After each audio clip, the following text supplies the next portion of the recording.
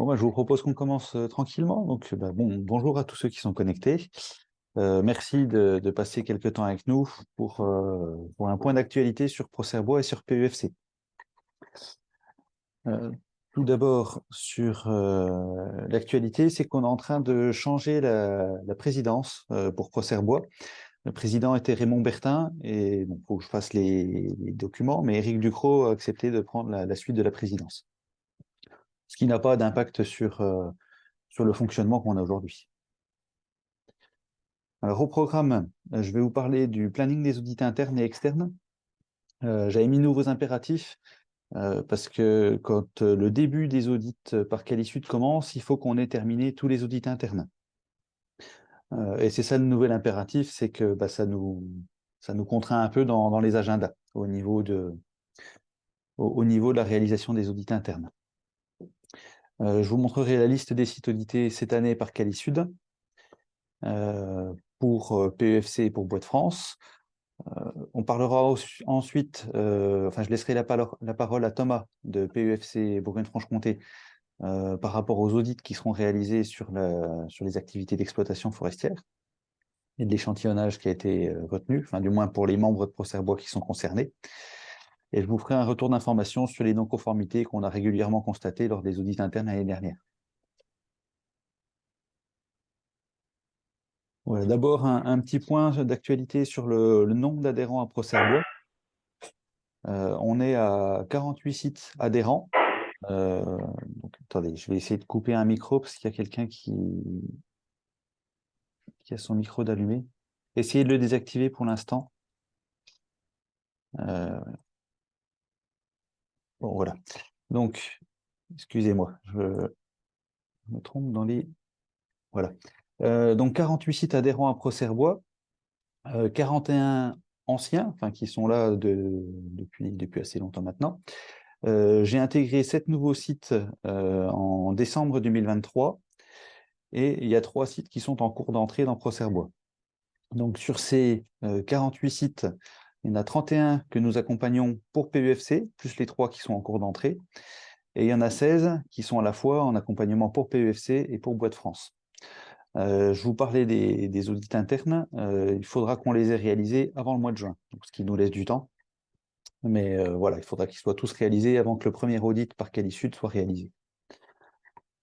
Concernant les audits de cette année, donc ceux qui sont en blanc sont les sites qui sont là depuis avant, avant la fin de l'année dernière. Donc on retrouve la scierie Grand-Pierre, la scierie Mutelet, scierie Moine, scierie de Mout, Locatelli Débardage, Raoult Bois Usiné et la scierie de Mézé. Sachant que la scierie de Mout sera également auditée sur l'aspect Bois de France. Et puis, dans les nouveaux entrants, l'échantillonnage n'est pas le même. Autant sur les anciens sites, on est sur... c'est la racine carrée du nombre de sites qui est audité. Sur les nouveaux sites, il y a juste un nouvel adhérent qui n'est pas audité. Donc, sont audités la scierie Brossard, la scierie du Gros-Chêne, à la fois sur PEFC et Bois de France, pour les 2 premiers là. Ensuite, scierie de Troyes, scierie Gauthier, scierie Mougins et Bois Évolution. Plus le bureau central, nous nous faisons auditer, nous également, tous les ans.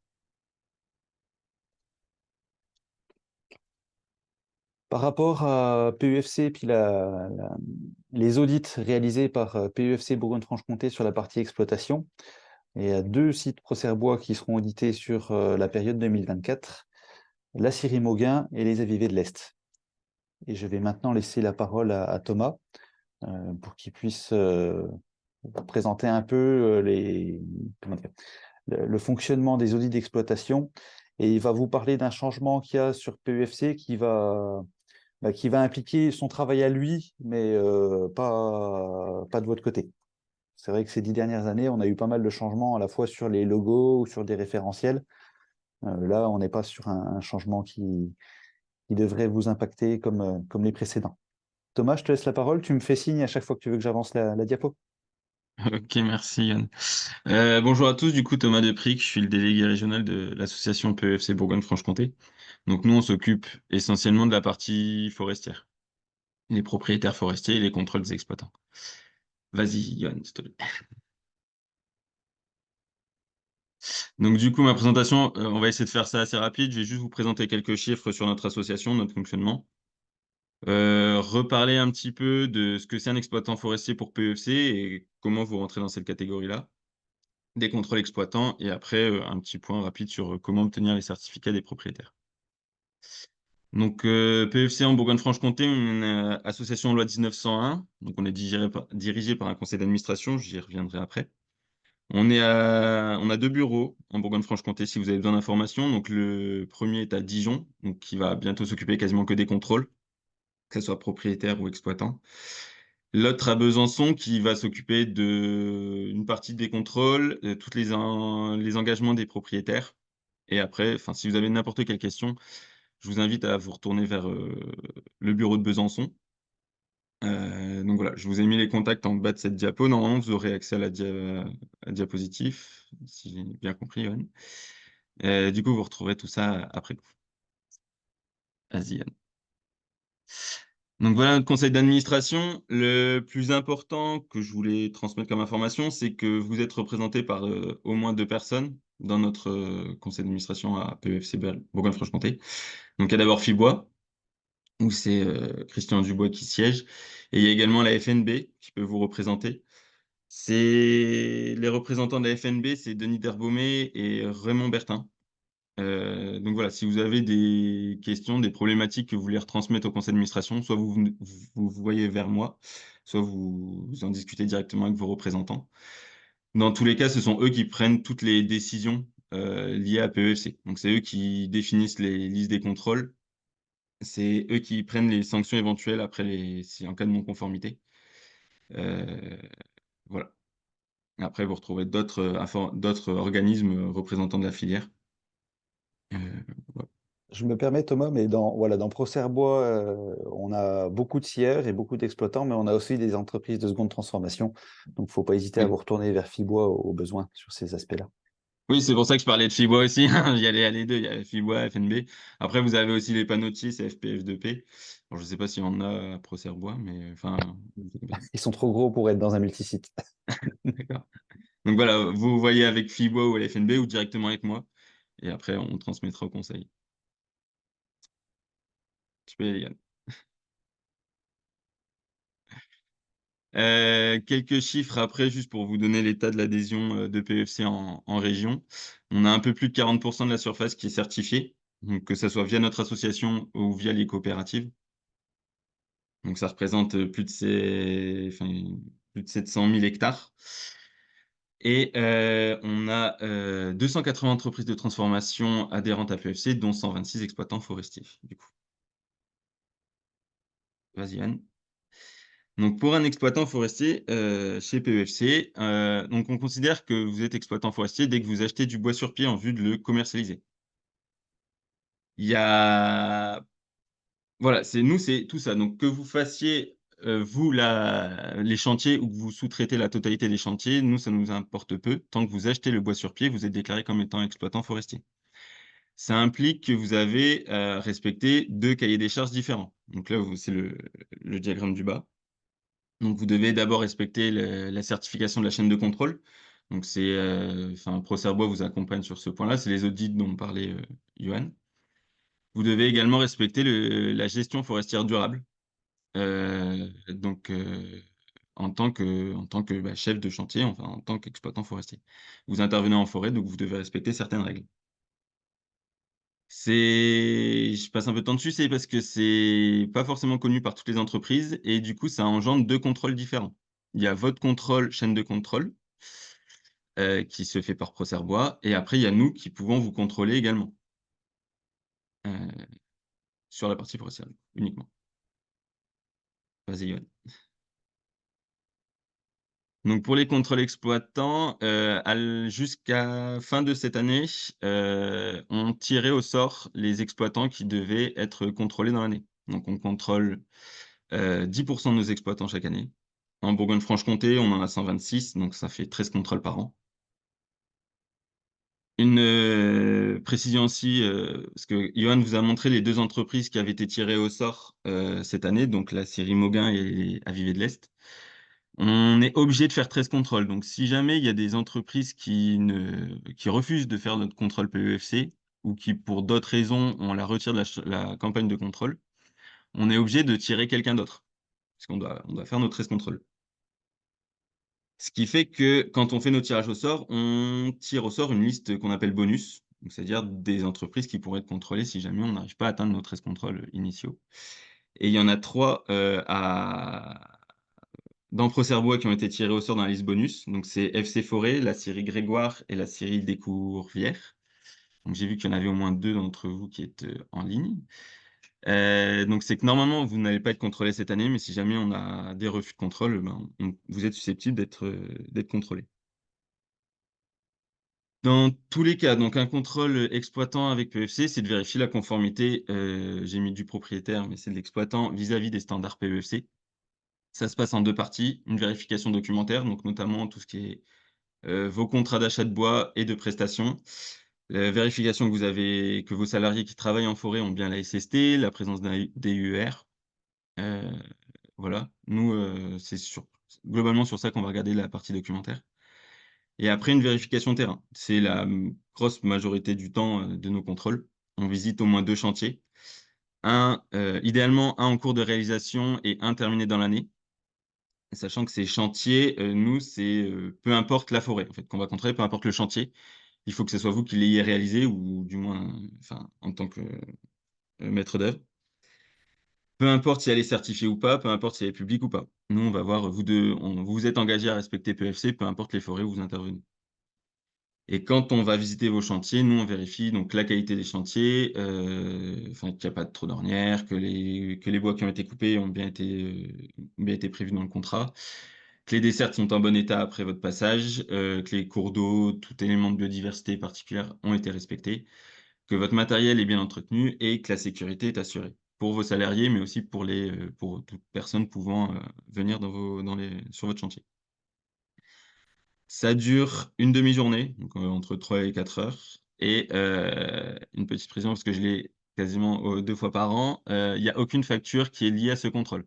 On va pas vous faire payer notre venue, mais on ne paye pas non plus l'exploitant pour le temps qu'il passe au contrôle, PEFC. C'est compris dans votre adhésion.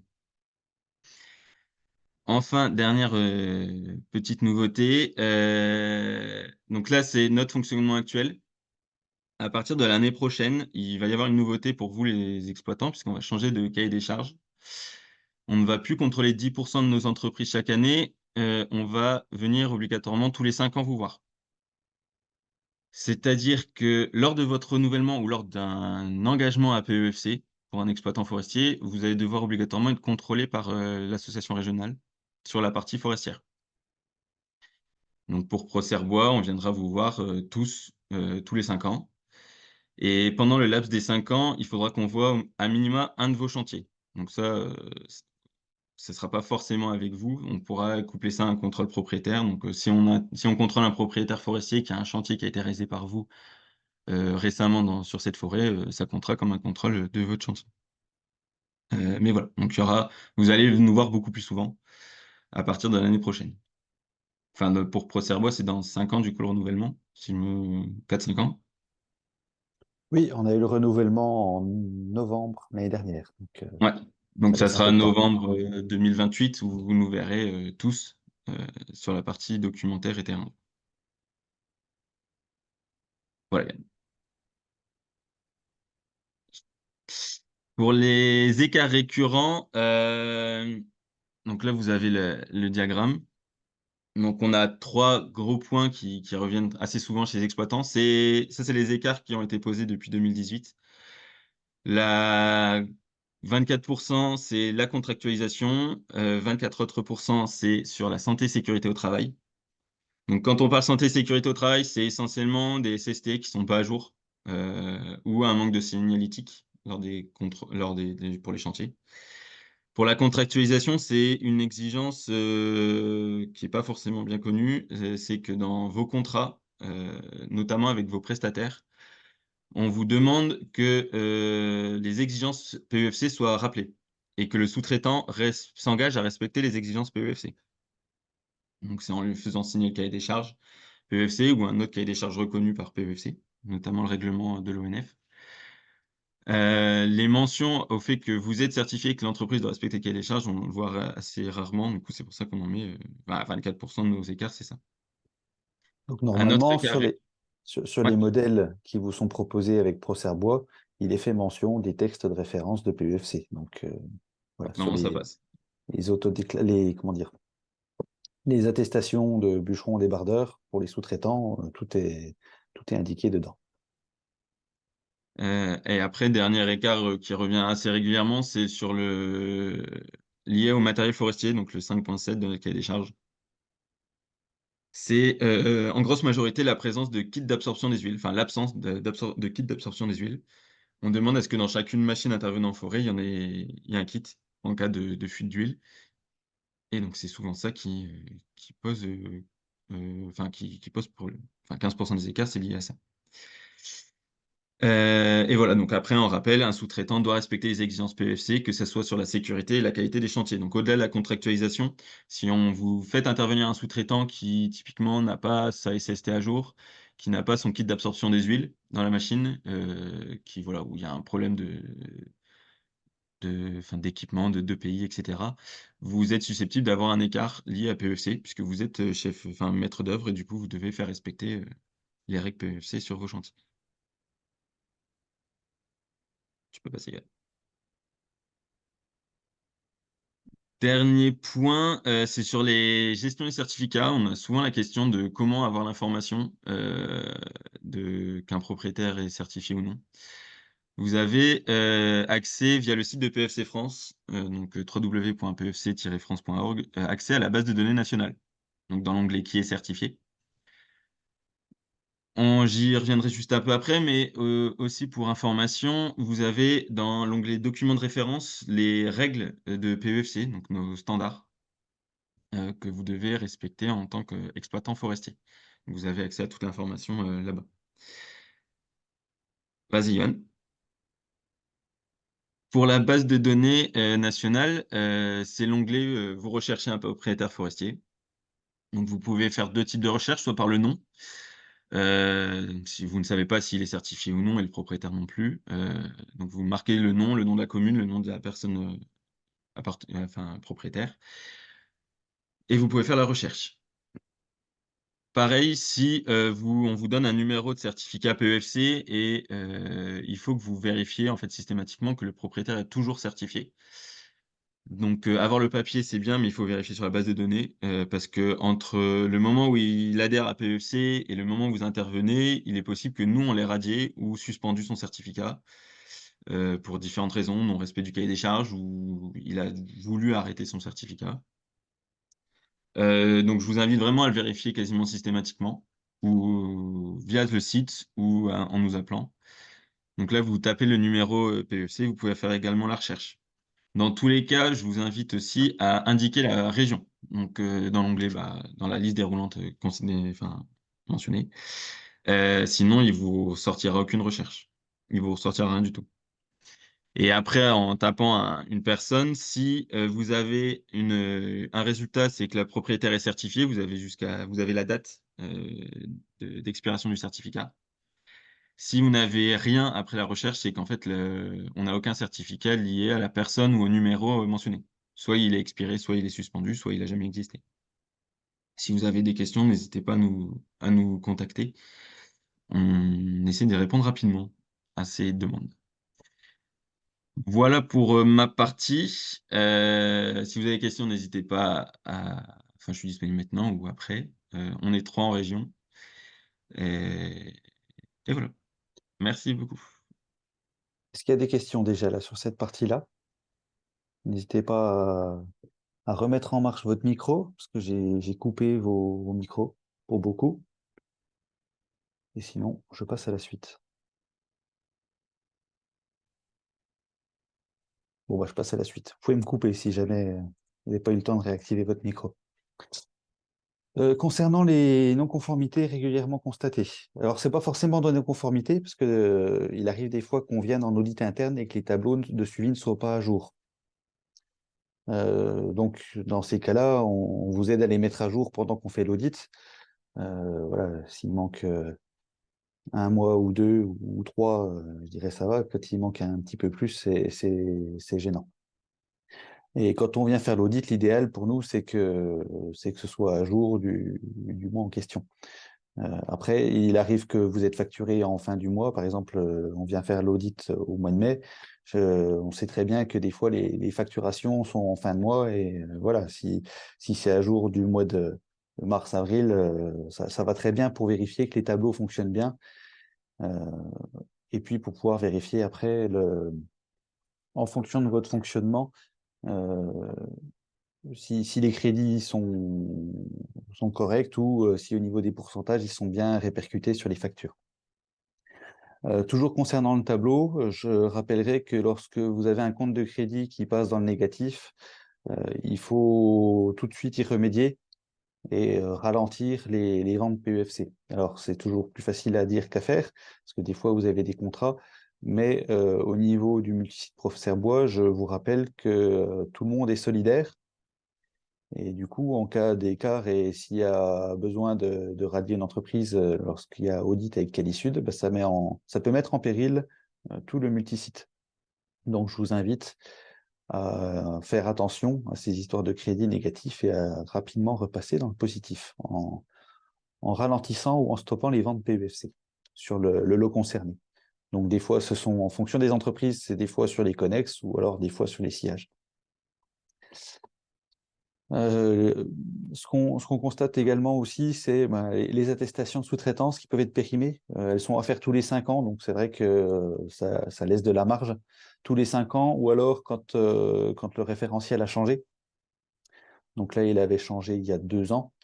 Bon, il peut arriver qu'elles ne sont pas encore remises à jour, mais voilà, il ne faut pas hésiter à prendre de l'avance pour remettre à jour ces attestations. Ce qu'on remarque également, c'est l'autodéclaration fournisseur qui peut être mal remplie. Et c'est ma diapo suivante, je vais vous expliquer comment la remplir. Et enfin, lorsque vous faites les achats chez l'ONF, les bois communaux, comme l'expliquait Thomas juste avant, Qualisud demande à ce qu'on aille vérifier que les communes sont toujours certifiées, que le certificat est toujours valide. Parce qu'il y a eu il y a quelques années des erreurs au niveau de l'ONF qui indiquaient des forêts certifiées et qui n'étaient plus. Donc voilà, depuis maintenant, je crois, 3 ans, vous avez cette charge en plus à réaliser, à savoir vérifier que le certificat des communes chez qui vous achetez via l'ONF sont encore certifiés.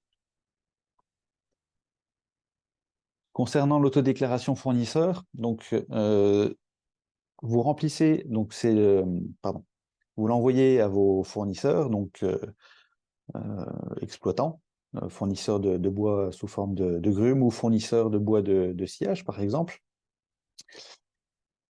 Et puis, donc sur la partie haute, les deux tableaux côte à côte, l'entreprise fournisseur va indiquer les produits qu'elle vous vend qui sont certifiés PEFC. Donc, si elle ne vous vend uniquement que des produits PEFC, ben, elle n'a que cette partie-là à remplir. S'il lui arrive de vous vendre des produits non PEFC, il faut décrire dans le tableau en dessous les produits qu'elle vous vend, le pays de récolte ou la région. Donc, bien souvent, c'est France ou Bourgogne-Franche-Comté ou, enfin, voilà, ou Gard Nord-Est, par exemple. Les essences de bois qu'ils vous vendent. Et puis, le type de fournisseur dans la chaîne d'approvisionnement. Alors, comment dire, pour de la grume, par exemple, on va indiquer forêt communale ou forêt privée, par exemple. Voilà. Enfin, bon, on n'a jamais trop vu de non-conformité sur ces aspects-là, mais je tiens à le rappeler. Et on ne voit pas de non-conformité pour la simple et bonne raison que le logo ayant changé plusieurs fois dans les 10 dernières années, un certain nombre d'entreprises ont décidé de ne plus du tout mettre ce logo. Mais je vous rappelle quand même les règles. Quand vous utilisez le logo en version horizontale, il faut qu'il fasse 27 mm de large au minimum. Quand il est en version verticale, c'est 15 mm de large minimum. Il faut conserver les proportions du logo sur les factures, tout comme si vous faites appel à un imprimeur, il faut conserver la couleur et ne pas la modifier. Vous avez des versions chez PEFC, une version blanche, une version verte, comme vous voyez là à l'écran, et une version noire. Et il faut également espacer le logo de la taille du P, comme vous voyez sur la diapositive sur l'image en bas à droite. Bon, en général, c'est pas là où il y a des problèmes. Voilà, j'en ai fini avec la partie non-conformité. Et puis le diaporama est terminé. Si vous avez des questions, je vous invite à prendre la parole ou à reprendre contact avec moi par la suite. Et j'en profite pour vous donner une information complémentaire. Jusqu'à fin d'année dernière, c'était Delphine Michaud qui s'occupait de Procerbois, mais vu qu'elle a pris les fonctions de déléguée générale à Fibois Bourgogne-Franche-Comté, c'est moi qui reprends le pilotage de Procerbois. Donc prenez contact avec moi et enfin voilà, si j'ai besoin de vérifier des choses, on le fait en interne, mais n'embêtez pas Delphine avec les aspects Procerbois, s'il vous plaît. Est-ce qu'il y a des questions? Oui, Johan, Oui, tu m'entends? oui, c'est Oui, Alain, j'avais c'est ça. une question par rapport au logo. Oui, Est-ce qu'il est possible de nous renvoyer, parce que comme ça change régulièrement, de nous renvoyer le dernier logo pour oui, qu'on puisse faire les mises à jour? oui, oui. Ce qui a changé par rapport à l'ancien, là, c'est que le petit TM pour trademark a disparu. Mais je te le Ouais. renvoie juste après. Voilà, parce que c'est vrai qu'on a du mal un petit peu un petit peu à suivre. Je ne sais pas si pour les autres, en tout cas, Oui. C'est pour ça que le logo a beaucoup disparu des papiers en tête et des factures. C'est ce que je disais juste avant. Merci. Une autre question? Non? Bon, bah écoutez, je vous propose qu'on arrête voilà, la visio. Je vous ai fait le point d'actualité, et puis vous êtes prévenus, pour le coup, bah, on va faire les audits internes à partir de, je dirais à peu près maintenant jusqu'à juin. Et ça va être principalement avril, mai, juin, parce qu'on est déjà tous un peu pris au mois de mars. Mais vous allez bientôt avoir le plaisir de nous voir. Je vous remercie d'avoir suivi cette vidéo, et puis bah, je vous dis à bientôt.